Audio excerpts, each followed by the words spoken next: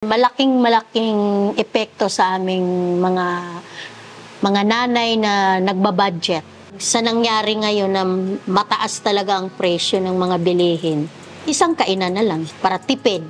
Isa si Ching Aradasa sa mga todo-isip kung paano susolusyonan ang mataas na presyo ng bigas at iba pang pagkain. Nitong February 3, nagdeklara ng Food Security Emergency ang Department of Agriculture o DA para raw tugunan ang mataas na presyo ng bigas. May kapangyarihan ng DA sa ilalim ng Rice Tarification Law na magdeklara ng Food Security Emergency. Inaatasan nito ang National Food Authority o NFA na maglabas ng buffer stock o nakaimbak na bigas nito para raw dumami ang supply at bumaba ang presyo sa pamilihan. Pero tanong ni Cathy Estavillo ng Bantay Bigas, paano ito mangyayari kung mismong ang Rice Tarification Law ang dahilan sa mataas na presyo ng bigas? Yung tuloy-tuloy na pagtaas ng presyo ng bigas natin ay talaga naman epekto ito ng RA 11203 o yung Rice Liberalization Law. Yung pribado ang talagang nakapagtatakda ng presyo ng bigas dahil nasa kanila yung bulto nung locally produced, nung imported. Paliwanag niya, ang batas mismo ang naging daan para dumami ang imported na bigas na ikinalugi ng local producers. Pero dahil kontrolado ng kartel at malalaking traders ang bigas, kontrolado rin nila ang presyo nito.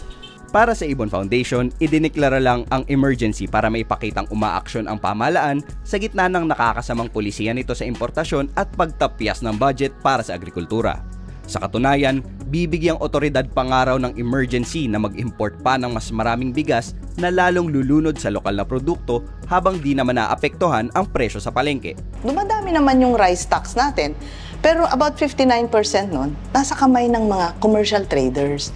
So itong si NFA na sinasabihan mong mag-release nung kanyang buffer, actually nakaasa lang din siya kung ano yung pwede niyang makuha mula sa commercial traders. At bibilhin niya yon, ano? Kaya nakikita rin natin na yung pag-pressure sa NFA na siya yung magkaroon ng epekto doon sa pagpapababa ng presyo, ay pressure din para bumili pa sa commercial trader at para mag-import pa ang commercial traders ng bigas. Imbis na pagdedeklara ng food security emergency, may ibang solusyon na iminumungkahi si Estavillo. Gawin niyang prioridad yung industriya natin sa agrikultura. At least 10% sa ating GDP ay ilaan niya sa pondo ng agrikultura.